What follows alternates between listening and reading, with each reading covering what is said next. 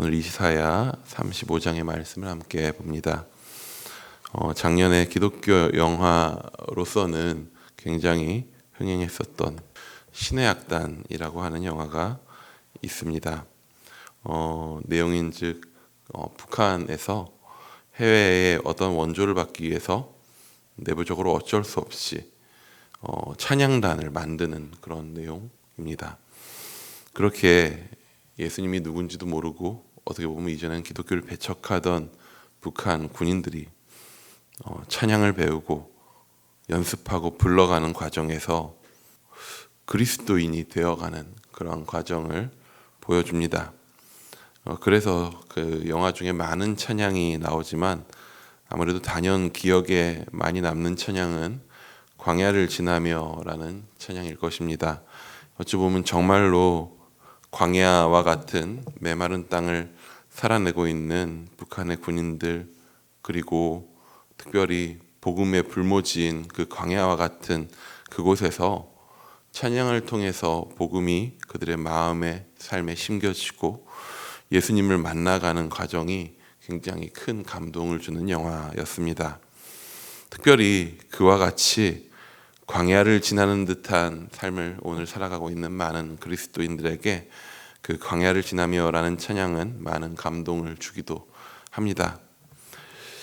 이스라엘 백성에게 있어서 광야라고 하는 공간은 참으로 신기하고도 또 한편으로 이상한 공간입니다.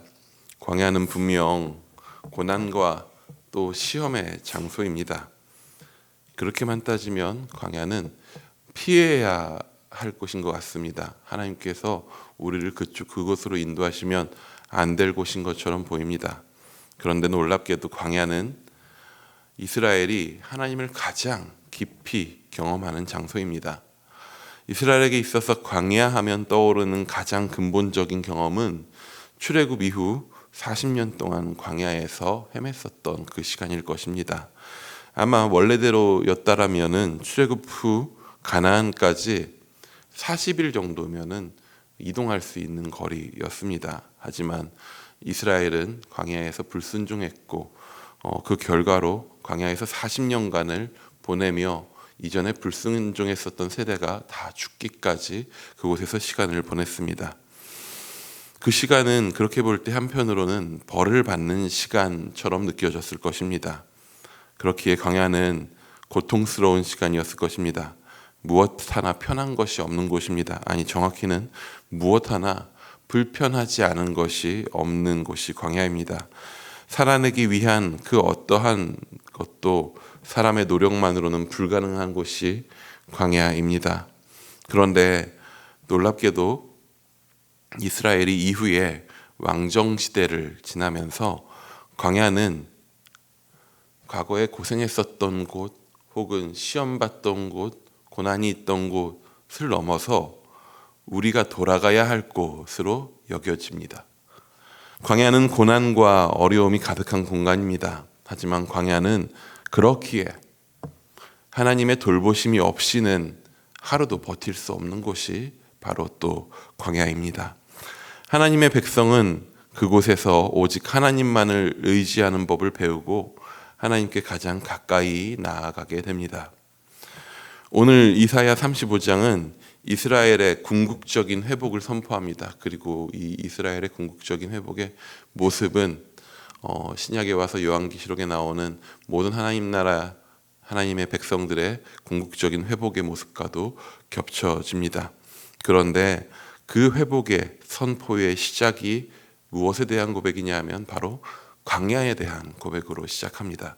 심판의 공간처럼 보이는 그 척박한 광야를 하나님의 백성이 지나갈 때에, 하나님의 손길 가운데 있는 이들이 지나갈 때 그곳은 놀랍게도 심판과 시험의 장소를 넘어서 하나님께서 역사하시는 장소가 됩니다. 이방을 향한 심판은 그들의 땅이 하나님 없는 광야로 변하는 것이었다면, 이스라엘을 향한 회복의 선언은 하나님과 함께 했던 그 광야가, 하나님과 동행한 그 광야의 길이 결국에 꽃을 피우는 곳으로 변화하는 이야기입니다. 이것이 하나님께서 당신의 백성을 인도하시는 방법이고 모습인 것 같습니다. 하나님께서는 오늘 우리를 하나님의 백성으로 삼으셨습니다.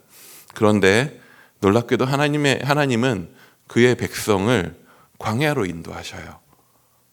그냥 항상 꽃길로만, 그냥 좋아 보이는 길로만 인도하시는 것이 아니라 반드시 광야로 인도하십니다. 그래서 오늘 우리 삶의 메마른 광야에서 우리는 힘겨워합니다.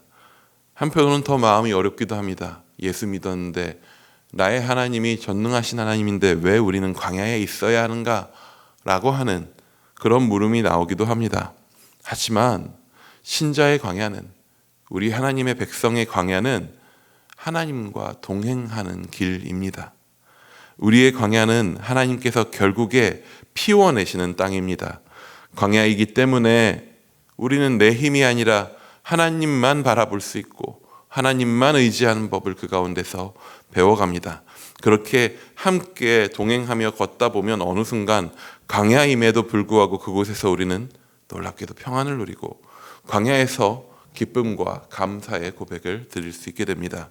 그리고 결국에 우리는 확인하게 됩니다.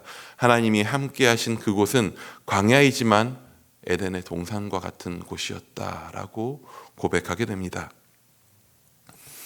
하나님께서는 이 땅에 당신의 유일한 아들을 보내시고 그가 세례 요한을 통하여서 세례 받을 때에 이는 내 사랑하는 자라고 나의 기뻐하는 자라고 위로부터 말씀해 주십니다. 근데 놀랍게도 그 선포 이후에 하나님께서는 그 사랑하는 아들 예수를 어디로 인도하십니까? 광야로 인도하십니다. 시험의 장소로 인도하십니다.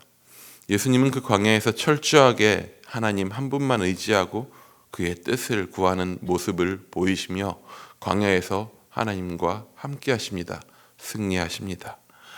하나님은 우리가 그 길을 따라 살게 하십니다.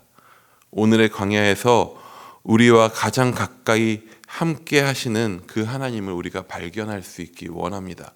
그래서 오늘 걷고 있는 땅이 척박하고 괴로울지라도 그 가운데 주께서 함께 하신 것을 바라보고 의지하며 동행하며 나아갈 때 주와 함께하는 그곳이 그 어디든 하늘나라라고 고백하는 놀라운 은혜가 오늘 하루의 삶 가운데 충만하기를 축원합니다.